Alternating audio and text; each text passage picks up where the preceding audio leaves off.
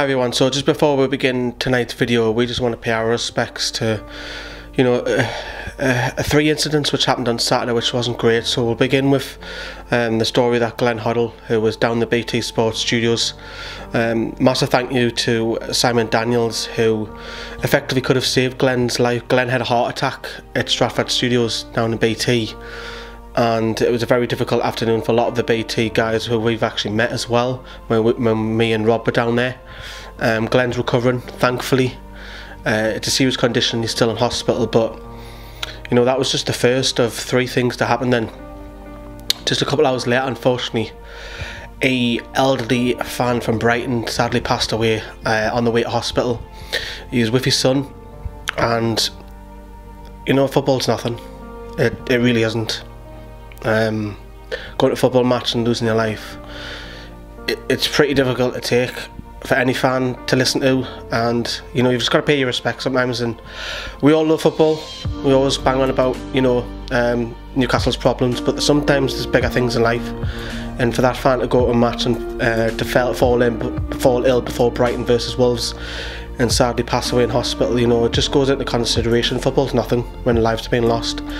And then thirdly, you know, just after Leicester's game, the owner's helicopter came crashing down. Now, you know, we send in our video clips to Premier League Tonight Show with Jake Humphries, and he's had a horrible afternoon as well. And that must have been really difficult for Jake to be live on TV. You actually see the helicopter take off whilst they're on air, and they're having a little bit of a joke on with Owen Hargreaves and so on inside in the studio, and then you do actually hear a boom when it comes back off the ad breaks. Anybody who's watched it will know you do hear the boom in the background, and of course news does filter through, and then they've got to be abandoned on live on air. And unfortunately, you know, the helicopter went up in flames, crashed, and witnesses are saying it spiraled out of control. And when there's a crash, you know, like a helicopter, it isn't safe and it bursts into flames. Unfortunately, the owner of Leicester was on board. I'm not going to show any disrespect because I can't pronounce his name. I'm not trying to be funny, but it just goes into that sometimes, you know, you've just got to look at it and think football's nothing when lives. Glenn Hoddle, the Brighton fan, and the Leicester owner, and the pilots, and the other two people who are involved. We just like to pay our respects at Newcastle Fans TV, and I'm sure you guys will in the comments down below.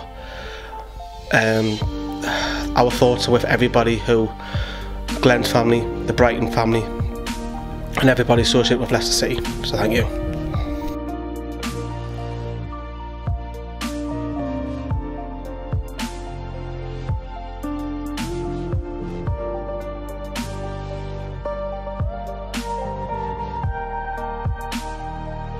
Okay, so let's get on with tonight's video. So we're going to be hearing from Chris. So Chris, over to you. Not much quality in that game. Was very, very tight. I think they had the better options going forward with Ings and Charlie Austin, but I think we dealt with them very, very well. Again, man of the match, Federico Fernandez. That fella is top quality. You can see his leadership all over the park. You know, going forward, we had, you know, maybe some half chances. Yeah, I mean, it was always going to be tight and defensive, and we did well to nullify them. But, you know, saying that, they haven't won at home for about 6 or 7 games. I don't think they've scored in about 6 or 7 games, so it wasn't really going to be that much of a threat. I think Rafa got all his substitutions right this time. Finally took Perez off. Yeah, substitutions didn't really sort of give us much going forward. We did have a few little mini breaks, but if you'd asked me before the game, and if I'd take a point, definitely would.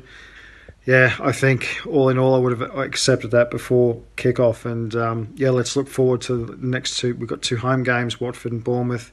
So this will a bit more confidence, but give the boys a bit of confidence, getting a point. And yeah, sort of we're gelling together. Mutu, again, would have probably given him man of the match if Fernandez wasn't so solid.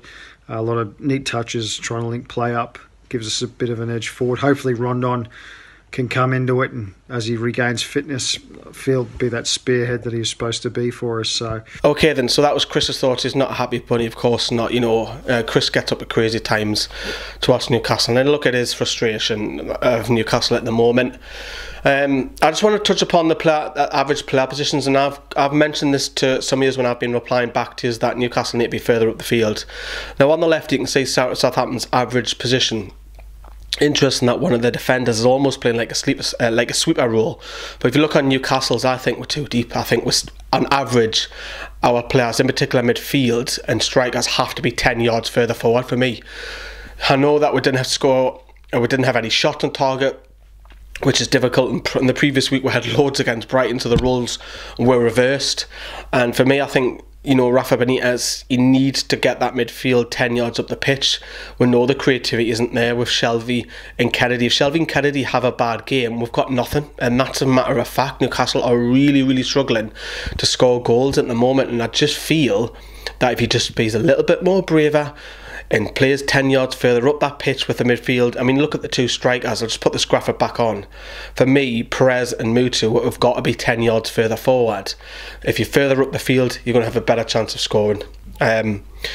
But there isn't any goals to analyse. I just thought, I think the next two games, I think Newcastle need 6 points. I don't even think 4 is going to cut it for Newcastle to get out. I know it's quite a steady league table where there's about 3 or 4 teams close together, but for Newcastle, if we can get 2 wins, we'll shoot up to mid-table and everyone's forgetting about it. So the league table is still tight. I don't think it's crisis just yet. It doesn't look great for Rafa at the moment, and I've come out and criticised Rafa a bit for his tactics recently, but it's a point away to Southampton, which is good. But more importantly tonight, we just want to pay our respects, like I said earlier on tonight's video as well. Our thoughts to everybody associated with the horrible events which happened on Saturday. We're all with you, we're all thinking of you, and I'm sure everyone is in the comments, and everybody who watches. Have a good night, bye bye.